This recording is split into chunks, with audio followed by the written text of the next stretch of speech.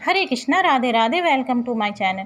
तो जी आज का वीडियो मैंने आपके लिए बनाया कि अगर हमारे लड्डू गोपाल जी के कपड़े फट जाते हैं, पुराने हो जाते हैं, उनमें से जरी मोती आदि निकल जाते हैं, तो क्या हम उनको दोबारा सील कर अपने लड्डू गोपाल जी को पहना सकते हैं। और हम अपने लड्डू गोपाल जी के वस्त्र रोज़ धो सकते हैं या नहीं धोते तो कितने दिनों में हमें धोना चाहिए।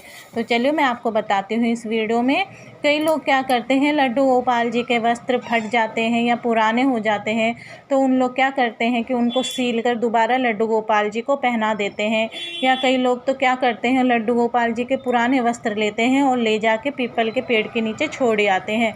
तो ऐसा आप बिल्कुल मत करिए। दूसरे दिन आप जाकर देखिए कि वही वस्त्र हमें कचड़े में पड़े हुए मिलते हैं। तो ऐसा करने से अच्छा लगता है कि जो हमारे पूजनीय, हमारे जो देवी देवता होते हैं, उनके वस्त्र आप कचड़े में फेंक दो या कहीं पे भी छोड़ आई, ऐसे आप मत करिए। ऐसा करना अच्छा नहीं होता है। तो आप क्या कर सकते हैं, इन कपड़ों को आप लड्डू गोपाल को कभी सील कर भी ना पहनाएं, क्योंकि वो खंडित हो जाते हैं। खंडित हुए वस्त्र दोबारा हमें अपने लड्डू गोपाल को नहीं पहनाना चाहिए। तो आप उन वस्त्रों का क्या करें, या तो आप उनका भूमि विसर्जन कर दीजिए या फिर जल विसर्जन कर दीजिए। जल विसर्जन यानी कि जैसे किसी नदी में आप उनका, पवित्र नदियों में उनका विसर्जन कर दीजिए। पवित्र नदियों में अगर आप विसर्जन करते हैं तो कई बार जैसे जल प्रदूषण भी हो सकता है, और कई बार जैसे कि अगर बहती हुई नदी होती है उससे तो वस्त्र बहते हुए चले जाते हैं, परंतु जो नदियों में वस्त्र बहते नहीं हैं वो किनारे में ही आ जाते हैं, फिर वो लोगों के पैरों में लगता है। तो आप जल विसर्जन से भी अच्छा है कि आप भूमि विसर्जन कर दीजिए।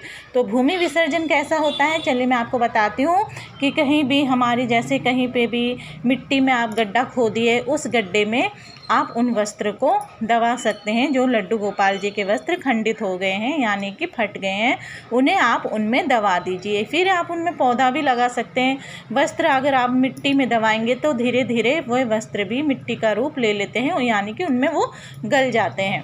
और या फिर आप उसमें वो पौधा लगा दीजिए। इसी तरीके से उनकी ज्वेलरी आदि भी ख़राब हो गई है तो आप उनकी ज्वेलरी आदि भी ऐसे ही मिट्टी में दबा दीजिए। अगर आप बाहर कहीं गड्ढा खोद के नहीं दबा सकती तो आप क्या करिए, आपके घर में गमले होते हैं तो आप गमलों में भी अपने लड्डू गोपाल जी के वस्त्र दबाकर, मिट्टी डालकर उसमें अच्छे से रख सकते हैं। उनमें पौधा आदि लगा सकते हैं, जिससे कि वो वस्त्र थोड़े दिन में ही मिट्टी का रूप धारण कर लेते हैं। तो आप इस तरीके से लड्डू गोपाल जी के वस्त्रों का अच्छे से, फटे वस्त्रों को अच्छे से अच्छी जगह में रख सकते हैं।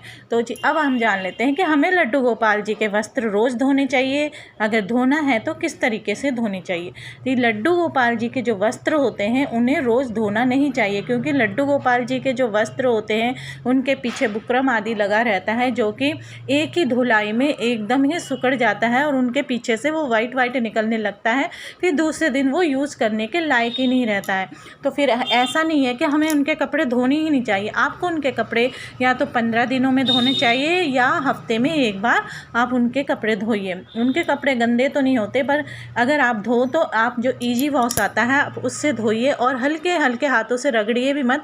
कुछ देर उनको भिगो के रख दीजिए, फिर आराम से उन्हें साफ़ पानी से निकाल दीजिए। और उनके कपड़े धोने का बर्तन स्वच्छ बर्तन होना चाहिए, वो अलग ही रखो आप, उनमें और कोई काम नहीं करना चाहिए। तो जी दाना, आपने इस वीडियो में किस तरीके से हमें लड्डू गोपाल जी के वस्त्रों को, फटे कपड़ों का यूज करना चाहिए और किस तरीके से उनके कपड़े हमें कितने दिनों में धोना चाहिए। तो जी आपको ये वीडियो अच्छी लगी तो मेरी वीडियो को लाइक करिए, सब्सक्राइब करिए। अगर आप मेरे वीडियो में नए हैं तो मेरे चैनल को सब्सक्राइब करिए और बेल आइकन को भी दबाना ना भूलिए, ताकि मेरी वीडियो के आने वाली नोटिफिकेशन आप तक सबसे पहले मिले। तो हरे कृष्णा, राधे राधे।